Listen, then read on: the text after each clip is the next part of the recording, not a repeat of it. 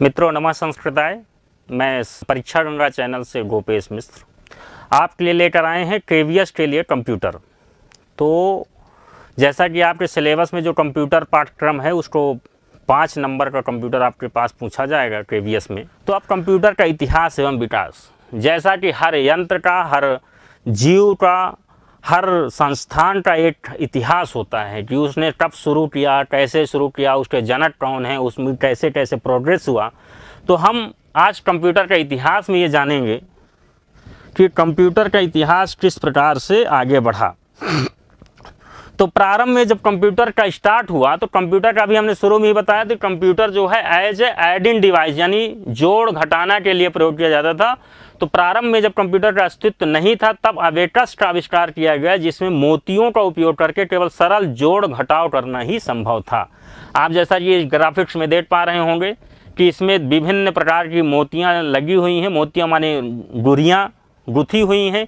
इन गुरियों को left right करके इसमें से सामान्यतः जोड़ या घटाना का क्रम किया जाता था। जैसे पहले सीरीज में आप कई सारी गुरियाँ एक तरफ करके अगर उसको घटाना है तो दूसरी वाली गुरिया दूसरी तरफ करके या गुरिया को उधर ही करके आप जोड़ या सामान्य जोड़ या घटाव का कार्य कर सकते थे। ये पहली मशीन जो कंप्यूटर का फर्स्ट जनरेशन या कहिए कि पहली पीढ़ी का जो कंप्यूटर था वो एबेकस के रूप में आया, जिसमें कि सामान्यतः जोड़ या घटाव ही संभव था। ये परीक्षा की दृष्टि से महत्वपूर्ण है। ऐसा पूछा जा सकता है कि कंप्यूटर हिस्ट्री में पहली बार कंप्यूटर का जो फर्स्ट जनरेशन नहीं, प्रारंभ में कंप्यूटर किस रूप में था, तो जो जोड़ और घटाने के लिए प्रयोग की जाने वाली डिवाइसेस थी वो एबेकस था, और एबेकस का उपयोग सामान्यतः जोड़ या घटाव करने में होता था। उसके बाद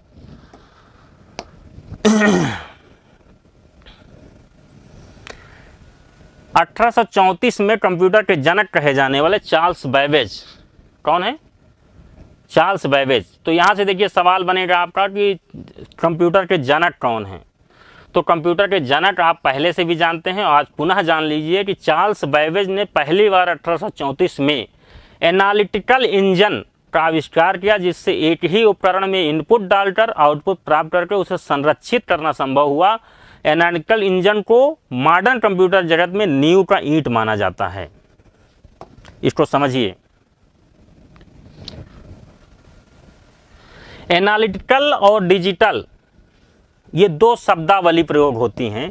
तो एनालिटिकल का मतलब जिसमें मशीनरी का प्रयोग किया जाता हो, जैसे मैकेनिकल जितनी भी इंजन्स हैं उसमें जो है मशीनरी का मतलब है जिसमें कि हाथ से मैनुअल चीज़ें करनी हो। डिजिटल का मतलब जैसे आजकल कोडिंग डिकोडिंग पर उपयोग करते हैं, 0 1 के फॉर्म में हम चीज़ों को कोड डिकोड करते हैं कंप्यूटर के अंदर, वो डिजिटल कंप्यूटर हैं आज की डेट में। लेकिन शुरुआत में मैकेनिकल कंप्यूटर हुआ करते थे, जो अपने जनक माने जाते हैं चार्ल्स बैबेज। चार्ल्स बैबेज ने एक पहला प्रयोग जो है एनालिटिकल इंजन जो शुरू किया, बनाया, उसमें क्या था कि एक ही डिवाइस के अंदर आप इनपुट भी दे सकते हैं, उसका आउटपुट भी ले सकते हैं, और आउटपुट को किसी डिवाइस के अंदर स्टोर भी किया जा सकता है। तो चार्ल्स बैबेज का ये जो इंजन बना एनालिटिकल इंजन, ये जो है नींव का पत्थर साबित हुआ। पहला ऐसा प्रयोग जिसमें एक साथ जो आज का मॉडर्न कंप्यूटर है, जिसमें कि आप इनपुट लेते हैं, उसको आउटपुट में कन्वर्ट करते हैं और उस आउटपुट को आप कहीं स्टोर कर पाते हैं।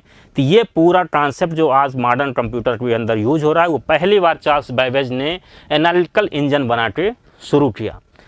तो ये 1834 में चार्ल्स बैबेज द्वारा। इसमें महत्वपूर्ण चीज़ है कि एनालिटिकल इंजन का प्रयोग या किसने बनाया, या कंप्यूटर के जनक किसे कहा जाता है, तो चार्ल्स बैबेज को कहा जाता है। ये प्रश्न यहाँ से अक्सर पूछा जाता है, आप इस प्रश्न को यहाँ से ले सकते हैं।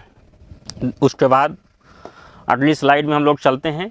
इसकी एक समरी शीट भी हमने तैयार किया है। ये सारा जो चीज़ें होंगी इसका हम प्रैक्टिस सेट भी आपको कराएंगे, लेकिन ये जल्दी इसलिए बढ़ रहे हैं क्योंकि परीक्षा की दृष्टि से जो चीज़ें महत्वपूर्ण है उस पर ज़्यादा फोकस होगा।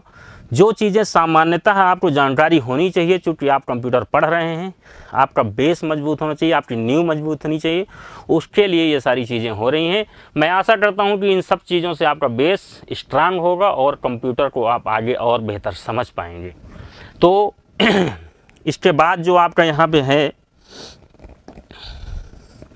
कि 1890 में हरमन होलरेथ ने टैबुलेटिंग मशीन का आविष्कार किया, जिसके द्वारा पंच कार्ड में स्टोर किए डेटा को टेबल के रूप में प्रोसेस करना संभव हुआ। यह कंप्यूटर प्रोग्रामिंग की ओर बढ़ाया गया पहला कदम था। ये सारे बिंदु बहुत महत्वपूर्ण हैं, इसीलिए इन बिंदुओं को यहाँ पे कवर करना मैंने आवश्यक समझा। हालांकि इसकी शुरुआत, कंप्यूटर की पहली क्लास की शुरुआत कंप्यूटर जनरेशन से होनी चाहिए, लेकिन मुझे लगता है कि जब तक किसी चीज़ की हिस्ट्री, उसका इतिहास ना जान लिया जाए, डायरेक्ट उसके जनरेशन या उसके पार्ट्स की चर्चा करना ये नासमझी होगी। इसलिए 1890 में जो हरमन होलरेथ थे, हरमन होलरेथ भी कंप्यूटर जगत में बहुत महत्वपूर्ण नाम है, क्योंकि पहली बार जो पंच कार्ड का निर्माण हुआ, पंच कार्ड एक ऐसा कार्ड था जिसमें वो पंचिंग होती थी, मतलब वो पंच कार्ड मतलब उसमें बहुत सारी चीज़ें जैसे गुदी रहती थी, और उसको जो है मशीन क्या करती थी, मान लीजिए कोई ABCD लिखा हुआ है पंच कार्ड में, तो उस ABCD को कंप्यूटर या डिवाइस जो था उसको रीड कराया जाता था। वो कार्ड आप लगा दीजिए कंप्यूटर, जैसे आप चिप लगाते हैं आज की डेट में, तो चिप लगाते हैं तो चिप में जो भी डाटा, वीडियो, ग्राफिक्स इत्यादि स्टोर होता है उसको कंप्यूटर रीड कर लेता है। वैसे शुरुआत में इस तरह की डिवाइस जो पहली बार इन्वेंट हुआ वो थी पंच कार्ड। तो पंच कार्ड को हम लोग दूसरी भाषा में होलरेथ कार्ड भी कहते हैं। तो कभी कभी आपसे पूछ लेगा कि पंच कार्ड का आविष्कार किसने किया या पंच कार्ड के जनक किसे माना जाता है, तो होलरेथ को, हरमन होलरेथ थे जिन्होंने पंच कार्ड का आविष्कार किया, और इन्हीं के नाम पर उसको होलरेथ कार्ड भी कहा जाता है। तो कई बार पंच कार्ड को कहा जाता है ऐसा करके, और होलरेथ कार्ड और दुनिया भर का ऑप्शन दे देगा। तो आपको ये जानना चाहिए कि पंच कार्ड होलरेथ से संबंधित है, हरमन होलरेथ। तो आपको ये महत्वपूर्ण है। तो इसमें जैसा कि बताया कि इसमें जो है पंच कार्ड में स्टोर किए डेटा को टेबल के रूप में प्रोसेस करना संभव हुआ। यह कंप्यूटर प्रोग्रामिंग की ओर बढ़ाया गया पहला कदम था। कंप्यूटर प्रोग्रामिंग का मतलब ही होता है कि कंप्यूटर की भाषा, जैसे हमें आपको हिंदी आती है तो कोई हिंदी बोलेगा तो हम हिंदी समझेंगे, हमें इंग्लिश नहीं आती, कोई इंग्लिश समझाना चाहेगा तो हमको एक ट्रांसलेटर की ज़रूरत पड़ेगी जो कि हमको हिंदी में कहे गए शब्द का, इंग्लिश में कहे गए शब्द का हिंदी में अनुवाद करके हमको समझाए, तब तो हम उसका मतलब समझेंगे। वैसे ही मनुष्य जाति में जो भाषाएं प्रयोग की जाती हैं, वो कंप्यूटर एक यंत्र है, वो भाषा को नहीं समझता। तो उसकी भाषा को समझाने के लिए हमें एक प्रोग्रामिंग लैंग्वेज डेवलप करना पड़ा, जिसमें हम कोई कोडिंग लिखते हैं तो कंप्यूटर उसको 0 और 1 सिर्फ 2 ही चीज़ें समझता है। आज का कंप्यूटर, डिजिटल कंप्यूटर जो है, वो मात्र 0 और 1, 0 का मतलब ऑफ, 1 का मतलब ऑन। 0 इनपुट दोगे मतलब कुछ नहीं करना है, 1 दोगे मतलब बल्ब जल जाएगा, मतलब कंप्यूटर समझेगा कि ये काम हमें करना है। तो 0 और 1 के कॉम्बिनेशन से लाखों ऐसे इंस्ट्रक्शन लिखे जाते हैं जो कि कंप्यूटर जिस इंस्ट्रक्शन को समझकर आपके लिए डिजायर्ड आउटपुट देता है। तो प्रोग्रामिंग की शुरुआत आप कह सकते हैं कि पंच कार्ड के इन्वेंशन से पहली प्रोग्रामिंग की शुरुआत हुई, जिसके जनक आपके हरमन होलरेथ हैं, जो कि 1890 का हिस्ट्री है। तो कहा जाए कि कंप्यूटर का इतिहास बहुत लंबा नहीं है। वास्तव में कंप्यूटर जिस स्वरूप में आप यूज कर रहे हैं उसका इतिहास मात्र 40 से 50 साल पुराना है। बाकी कंप्यूटर एक प्रयोग के तौर पे, एक जैसा कि एनालिटिकल इंजन हो गया, टैबुलेटिंग इंजन हो गया, इस तरह की चीज़ें तो शुरुआत 1600 ईस्वी में शुरू हो गए थे। किंतु जो आधुनिक कंप्यूटर हैं इसका इतिहास बहुत पुराना नहीं है। आप देख रहे होंगे कि आपके सामने ही सारी दुनिया डिजिटलाइज हुई है। अभी बहुत सारे लोग, हमारे आपके जन्म के बाद ही सारी चीज़ें डिजिटलाइज हुई हैं, यानी कंप्यूटर भारत में मुख्यतया आप जानते होंगे कि राजीव गांधी के एफर्ट से आया। 1992 के बाद ही हमारे भारत देश में कंप्यूटर का प्रचलन बढ़ा। लेकिन पूरे ओवरऑल कंप्यूटर की हिस्ट्री भी बहुत पुरानी नहीं है, ये मात्र 40-50 वर्षों की हिस्ट्री है, जिसमें कि कंप्यूटर का आधुनिक समाज में, आधुनिक सोसाइटी में उपयोग होना शुरू हुआ। तो आप जैसा देख पा रहे हैं कि 1890 तक अभी प्रयोग ही चल रहे हैं, जिसमें कि हम पंच कार्ड बना रहे हैं। अभी उसके पहले एनालिटिकल मशीन, उसके पहले एबेकस की हमने निर्माण किया। अब देखते हैं कि कैसे कैसे कंप्यूटर आगे बढ़ता है। तो अगली स्लाइड में हम लोग चलते हैं।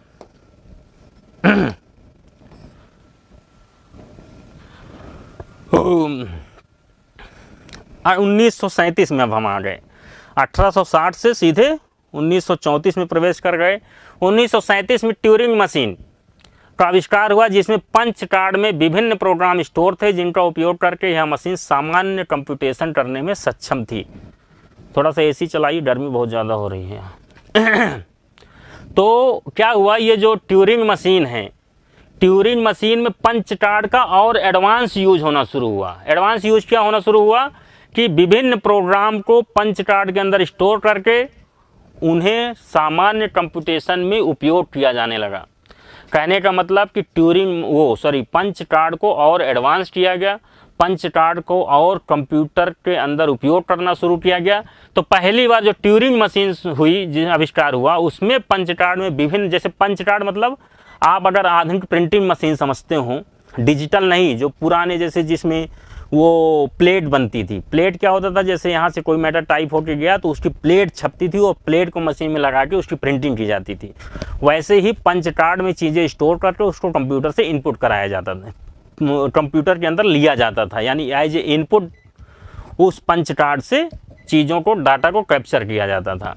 तो ये ट्यूरिंग मशीन आपकी कहा जाए तो यह आविष्कार, जिसमें पंच कार्ड में विभिन्न प्रोग्राम जो स्टोर रहते थे उनका उपयोग करके यह मशीन सामान्य कंप्यूटेशन करने में सक्षम हुई। ठीक, ये बहुत महत्वपूर्ण नहीं, इसलिए इस पर बहुत फोकस नहीं करना चाहते हैं। अब आगे बढ़ते हैं। अब देखिए, बहुत महत्वपूर्ण सवाल, यहाँ से आपका सवाल बनेगा, इसलिए यहाँ से आपका ध्यान पूर्ण रूप से क्लास में होना चाहिए, क्योंकि अभी तक जो हमने हिस्ट्री बताई उसमें भी लगभग 3 से 4 महत्वपूर्ण सवाल गए हैं, लेकिन यहाँ से हर वर्ष एक सवाल पूछा ही जाता है। ये 1945 का साल ऐसा है, देखिए होता क्या है कि पहले जब कोई चीज़ का डेवलपमेंट हो रहा होता है तो उसका कोई रिकॉर्ड मेंटेन नहीं किया जाता है। तो कंप्यूटर जनरेशन को लेकर बहुत सारे मिथ हैं। मिथ का मतलब है कि आपको एग्जैक्ट डेट और टाइमिंग नहीं मिलेगी कि कब फर्स्ट जनरेशन कंप्यूटर बना, कब क्या हुआ। ये बाद में जब ये ज़रूरत समझी गई कि नहीं, कंप्यूटर की हिस्ट्री लोगों को पता होनी चाहिए, कहीं ऐसा ना हो कि आने वाली पीढ़ी ये भूल जाए कि कंप्यूटर किसने बनाया, कैसे बना। तो ये जो ईयर लिखा है इसको लेकर बहुत कन्फ्यूज होने की ज़रूरत नहीं है, क्योंकि अब जो है परीक्षाओं का जो ट्रेंड है, पहले की परीक्षाओं के ट्रेंड में ये पूछा जाता है कि किस साल में कौन सा कंप्यूटर बना, कौन सा जनरेशन हुआ, लेकिन अब वो चीज़ें नहीं है। अब सीधे सीधे ये पूछा जाता है कि फर्स्ट जनरेशन में कौन सी टेक्नोलॉजी यूज होती थी। तो उसका हम आगे चार्ट बनाए हुए हैं, उस चार्ट के माध्यम से आपको उस टेक्नोलॉजी के बारे में बताएंगे। फिलहाल इतना जानिए कि 1945 एक ऐसा वर्ष है जिस वर्ष में पहला कंप्यूटर डीवैट या इनियाट का आविष्कार जॉन बोन न्यूमैन द्वारा किया गया, जिसमें एक कंप्यूटर में डेटा एवं प्रोग्राम को मेमोरी के रूप में स्टोर करने की संकल्पना को प्रथम बार साकार किया गया। वैक्यूम ट्यूब प्रणाली पर यह चीज़ आधारित थी। देखिए, अभी जब जनरेशन हम पढ़ाएंगे उसमें वैक्यूम ट्यूब टेक्नोलॉजी क्या है इसकी भी चर्चा होगी। इसके अलावा इसमें जो शब्द हुआ डीवैट और इनियाट, ये कंप्यूटर हैं जो फर्स्ट जनरेशन कंप्यूटर है। तो सवाल आपका पूछा जाएगा कि फर्स्ट जनरेशन कंप्यूटर कौन से हैं, उसमें 4 ऑप्शन देगा। तो उन 4 ऑप्शनों में आपको जहां भी दिख जाए डीवैट, इनियाट, ये फर्स्ट जनरेशन कंप्यूटर है, चूँकि इनमें जो टेक्नोलॉजी का यूज हुआ था वो वैक्यूम ट्यूब टेक्नोलॉजी था। वैक्यूम ट्यूब टेक्नोलॉजी का मतलब ये होता है कि एक ट्यूब होती है जिसमें वैक्यूम क्रिएट किया जाता है। क्रिएट करने का मतलब कि वैक्यूम का मतलब जहां हवा ना हो, जहां हवा ना हो, एकदम शून्य स्पेस। तो ऐसी नली तैयार की जाती थी जिसमें कि हवा उससे बाहर निकाली जाती थी, उसके अंदर हवा नहीं रह जाती थी।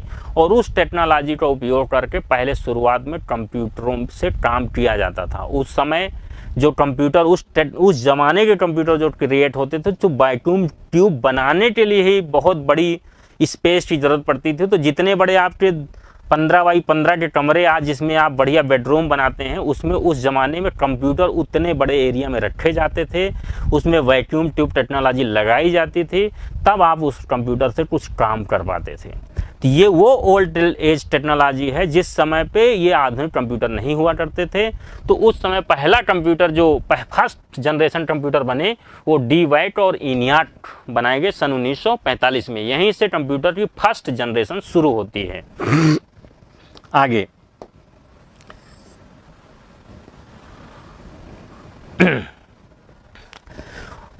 उसके बाद धीरे धीरे जनरेशन का अपग्रेडेशन होना शुरू हुआ। यानी पहले वैक्यूम ट्यूब लगाई जाती थी, फिर एक नया आविष्कार आया कंप्यूटर जगत में, वो था ट्रांजिस्टर। ट्रांजिस्टर आज भी आप देखते होंगे एक पतले वायर के रूप में होता है। आपके रेडियो, अगर जिसके पास पुराने रेडियो हों या टीवी हों, आप किसी से पूछेंगे उसमें ट्रांजिस्टर आज भी प्रयोग किए जाते हैं। वो ट्रांजिस्टर का आविष्कार हुआ और ट्रांजिस्टर का उपयोग कंप्यूटर जगत में स्टोरेज डिवाइस के रूप में आज भी किया जाता है। ट्रांजिस्टर को कंप्यूटर में तो रजिस्टर के रूप में किया जाता है, बट सेकंड एज टेक्नोलॉजी जो आई, सेकंड जनरेशन टेक्नोलॉजी जो आई, वो पूरी तरह से ट्रांजिस्टर के आविष्कार के बाद एक नया रेवोल्यूशन आ गया कंप्यूटर जगत में, और हम वैक्यूम ट्यूब टेक्नोलॉजी से ट्रांजिस्टर टेक्नोलॉजी में कन्वर्ट हो गए। तो ये एक बहुत महत्वपूर्ण पड़ाव था कंप्यूटर जगत में। सन 1947 में पहली बार बेल लैब में सेमीकंडक्टर मटेरियल का उपयोग करके ट्रांजिस्टर का आविष्कार किया गया, जिसमें वैक्यूम ट्यूब की जगह ली, और इसी आविष्कार के बाद कंप्यूटर का आकार अपेक्षाकृत पिछले कंप्यूटरों से छोटा हो गया। कई बार ऐसा भी पूछा जाएगा कि फर्स्ट जनरेशन कंप्यूटर में क्या क्या कमियां थी, तो आपको ये जानना पड़ेगा। फर्स्ट एज कंप्यूटर में जो फर्स्ट जनरेशन कंप्यूटर थे भाई, वो स्पेस बहुत ज़्यादा लेते थे। उनके चलाने के लिए आप समझ पा रहे हो कितना एफर्ट लगता रहा होगा, क्योंकि पूरे कमरे के बराबर कंप्यूटर हुआ करते थे। तो उसमें एक एक्सपर्टाइज व्यक्ति, जैसे आप आज माउस और कीबोर्ड से पूरा कंप्यूटर संभाल लेते हैं, तो आप समझ पा रहे होंगे कि उस समय कितना मेहनत करके कंप्यूटर चलाना पड़ता रहा होगा। एक कंप्यूटेशन करने के लिए, एक जोड़ घटाव करने के लिए भी आपको एक स्किल की ज़रूरत पड़ती रही होगी। तो ये सारी कमियां थी जो धीरे धीरे जैसे जैसे जनरेशन बढ़ता जाएगा, जैसे जैसे टेक्नोलॉजी एडवांस होती जाएगी, वैसे वैसे आप पाएंगे कि चीज़ें आसान होती चली गई। अब हम लोग आगे बढ़ेंगे।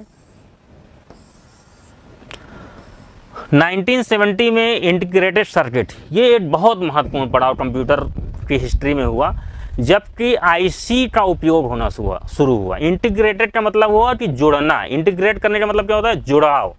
तो इंटीग्रेटेड सर्किट का मतलब ही हो गया कि बहुत सारे ट्रांजिस्टर्स को एक साथ एक ही चिप में इंटीग्रेट कर दिया गया, यानी जोड़ दिया गया।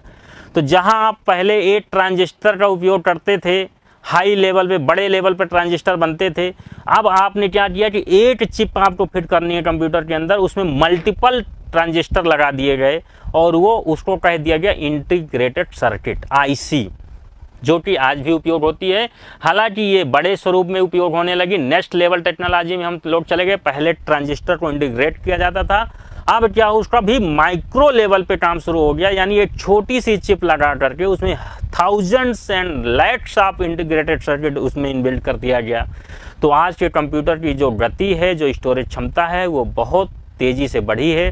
वो उसका श्रेय जाता है इंटीग्रेटेड सर्किट टेक्नोलॉजी को। आईसी जब से जनरेट हुई, तब से कंप्यूटर जगत में एक इवोल्यूशन आ गया, एक क्रांति आ गई, और इसके बाद से कंप्यूटर का आकार बहुत तेज़ी से छोटे होने शुरू हो गए, और इसके बाद से ही कंप्यूटर एक टेबल में आने लग गया, यानी एक टेबल में रख के आप कंप्यूटर, जो पर्सनल कंप्यूटर चलाने लग गए। पीसी का कॉन्सेप्ट जो शुरू हुआ इस आईसी के आने के बाद ही शुरू हुआ है।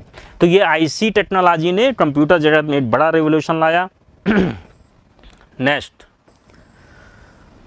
आईसी के आविष्कार के बाद सीपीयू का एक छोटी सी चिप में इंटीग्रेशन किया गया, एवं इस घटना को लार्ज स्केल इंटीग्रेशन एलएसआई के नाम से जाना जाता है। एलएसआई से बड़े बड़े सर्किट की जगह माइक्रो प्रोसेसर ने ले ली।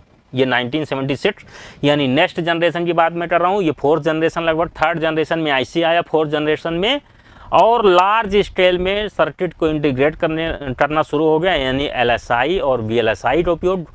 एलएसआई मतलब लार्ज स्केल इंटीग्रेशन, और वीएलएसआई मतलब वेरी लार्ज स्केल इंटीग्रेशन। तो ये जो आईसी का कॉन्सेप्ट था, इसको और बड़े लेवल पे, माइक्रो लेवल पे काम शुरू हो गया, यानी छोटी छोटी ट्रांजिस्टर बनने लगे। उसके एक ही चिप के अंदर लाखों की संख्या में आईसीज को एक साथ इनबिल्ट कर दिया गया, इंटीग्रेट कर दिया गया, और आप नई टेक्नोलॉजी में मूव कर गए, जिसको कि लार्ज स्केल इंटीग्रेशन एलएसआई या वीएलएसआई के नाम से जानते हैं।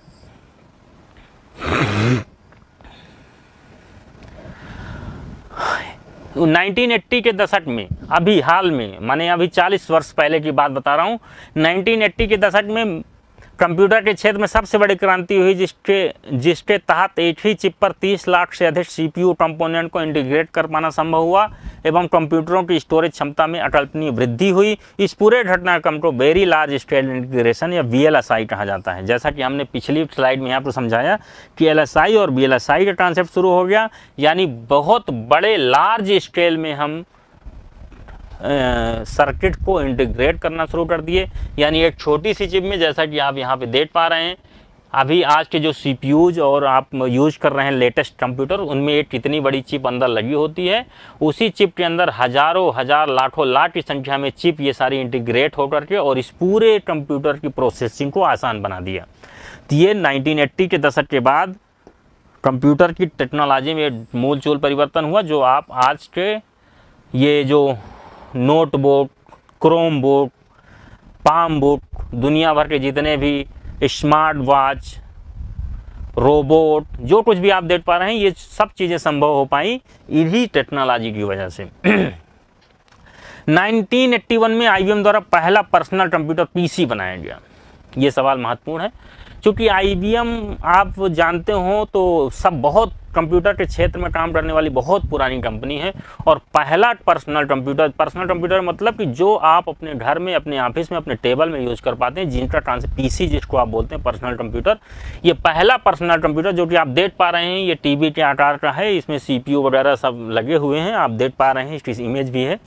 तो पहला PC जो बनाया 1981 में, वो कौन कंपनी द्वारा बनाया गया? IBM द्वारा।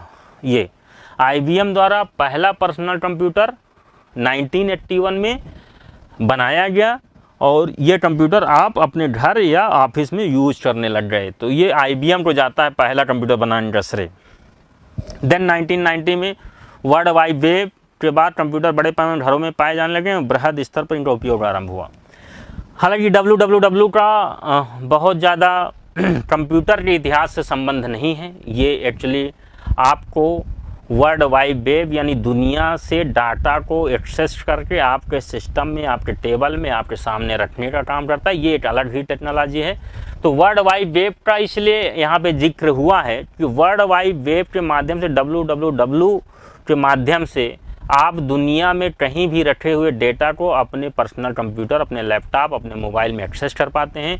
तो कंप्यूटर जगत में एक बड़ी क्रांति WWW के बाद आने के बाद भी हुई, जिसमें कि आप अपने कंप्यूटर में कहीं भी रखे हुए डाटा को घर बैठे एक्सेस कर पाते हैं।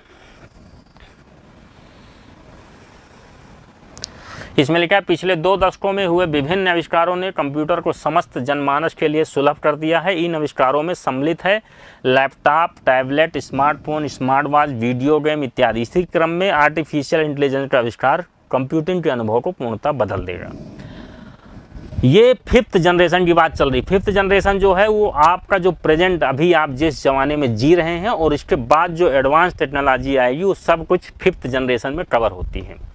5th जनरेशन में आपको अभी, अगर आपको जानकारी हो या ना हो, अभी क्या हो रहा है कि आर्टिफिशियल इंटेलिजेंस का यूज हो रहा है। व्हाट इज आर्टिफिशियल इंटेलिजेंस या AI इसको शॉर्ट फॉर्म में बोलते हैं। AI का मतलब हुआ कि जैसे हम हैं, एक व्यक्ति हैं, हमें पता है कि कोई आदमी गाली देता है तो हमारे चेहरे में सिकन आ जाती है, कोई हमारी प्रशंसा करता है तो हम हंसते हैं, कोई हमारे घर में अतिथि आ जाता है तो हम उसको खुशी दिल से उसका स्वागत करते हैं। ये एक ह्यूमन बीइंग होने के नाते ये इमोशंस हमारे अंदर हैं। लेकिन यही जो आदमी के इमोशंस हैं, इसको कंप्यूटर के अंदर यानी यंत्र के अंदर डालने की प्रक्रिया को हम आर्टिफिशियल इंटेलिजेंस कहते हैं। आर्टिफिशियल इंटेलिजेंस का मतलब कि कृत्रिम इंटेलिजेंस, कृत्रिम बौद्धिकता हम अपने यंत्रों में डाल रहे हैं। आर्टिफिशियल इंटेलिजेंस का बहुत तेज़ी से प्रचार और प्रसार यानी काम डेवलपमेंट हो रहा है। इसमें बहुत सारी कंपनियां लगी हैं जो कि आर्टिफिशियल इंटेलिजेंस के ऊपर काम कर रही हैं। बहुत सारे आपने सुना होगा कि जापान में और तमाम जगहों पर जो सर्वेंट होते हैं यानी होटल में जो सर्व करने वाले, जो खाना परोसने वाले लोग होते हैं, वो अब रोबोट के माध्यम से हो रहे हैं। रोबोट के अंदर इतनी टेक्नोलॉजी इनबिल्ड कर दी गई कि वो जाता है, खाना आर्डर आपका लेता है, उसके बाद उस आर्डर को प्रोसेस करता है और वो आर्डर को ला करके कस्टमर तक पहुंचाता है। ये पूरी प्रक्रिया जो है आर्टिफिशियल इंटेलिजेंस के माध्यम से संभव हो पाई है। तो आर्टिफिशियल इंटेलिजेंस को अब सिटीजनशिप भी मिल रही है। बहुत सारे देशों में, अरब देशों में हमारे ख्याल से 1-2 रोबोट को ऑलरेडी जो है उसकी नागरिकता मिल चुकी है। जैसे हम और आप भारतीय हैं, कोई कहता है हम अमेरिकन हैं, उसका एक सिटीजनशिप मिलता है, नागरिकता मिलती है, वैसे रोबोटों को भी नागरिकता मिलना शुरू हो गई है। यानी आने वाले समय में जो आदमी हैं, जो लोग हैं, उनका स्थान धीरे धीरे रोबोट ले लेंगे। मशीनें अभी ऑफिसेस तक थीं, अब घरों में पहुंचेंगी। अब आदमी की जगह पे रोबोट का उपयोग होगा, रोबोट 24 घंटे काम करेंगे। तो आप समझ पा रहे होंगे कि कंप्यूटर किस तरह से हर चीज़ को रिप्लेस करता चला जा रहा है। इसकी उपयोगिता हमें आपको बताने की ज़रूरत नहीं है, क्योंकि आज हमारा व्यक्तिगत कार्य, हम कितने भी अनपढ़ हों, कैसे भी हों, लेकिन हमारा काम बिना कंप्यूटर के नहीं चलता। हमको अपनी टिकट बनवानी है, हमको अपनी बिजली का बिल जमा करना है, हमको बैंक का पैसा ट्रांसफ़र करना है, हमको कुछ भी कार्य करना है, XYZ शुरू से लेकर लास्ट तक हमारे जीवन में, सुबह से लेकर शाम तक हर जगह कंप्यूटर ने ले लिया। आप अपने सुबह उठते ही अपने मोबाइल चेक करते हैं, मोबाइल भी कंप्यूटर का ही जन्म है, कंप्यूटर का ही छोटा स्वरूप मोबाइल है। आप देख पा रहे होंगे हर एक व्यक्ति के हाथ में मोबाइल पहुंच गया है। तो आप देख पा रहे हैं कि हमारे जीवन में पूर्ण रूप से कंप्यूटर ने अपना स्थान बना लिया है। हम लोगों को छोड़ सकते हैं, रिश्तेदारों को छोड़ सकते हैं, घर में बीवी बच्चों को छोड़ सकते हैं, लेकिन अपना मोबाइल हम कभी नहीं छोड़ कर रह पाते। तो आप समझ पा रहे होंगे कि कंप्यूटर कितना महत्वपूर्ण अंग हो गया है हमारे जीवन का। और इसी प्रकार से कंप्यूटर और महत्वपूर्ण अंग हो जाएगा, क्योंकि आने वाले समय में एकदम आदमी का ही स्वरूप कंप्यूटर के द्वारा खड़ा कर दिया जाएगा। जिसको आज हम रोबोट के नाम से जानते हैं, उनको नागरिकता मिलनी शुरू हो जाएगी। और एक ऐसा समय आएगा जब पूरी तरह से नरसंहार शुरू हो जाएगा। यही रोबोट हमें और आपको, जब आप उसमें इतना इंटेलिजेंस भर दोगे कि वो जब क्रुद्ध होगा तो उसका क्रोध कहाँ से शांत करोगे, और जब क्रोध नहीं शांत होगा तो पता चला दुनिया का विनाश हो जाएगा। और इस प्रकार से विनाश की ओर हमारी दुनिया इस कंप्यूटर टेक्नोलॉजी की ओर से बढ़ रही है। हालांकि ये बहुत सारी सुविधाएं भी दे रही है, किंतु साथ ही साथ हमें ये समझना पड़ेगा कि कंप्यूटर कहीं ना कहीं हमारे लिए विनाश और विनाशकारी या घातक भी साबित हो सकता है। इसलिए आज की वैज्ञानिक युग में जहाँ कंप्यूटर हमारा आदमी का स्थान ले रहा है, तो हमें ये सतर्क होकर उसका उपयोग बड़ी इंटेलिजेंसी के साथ करना चाहिए कि हमें हमारे जीवन में कितना कंप्यूटर महत्वपूर्ण है उतना ही हम उपयोग करें। इसलिए सावधानी पूर्वक, बुद्धिमत्ता पूर्वक ही कंप्यूटर का उपयोग करें। जहां आवश्यक हो, जरूरी हो, वहीं कंप्यूटर का उपयोग किया जाए।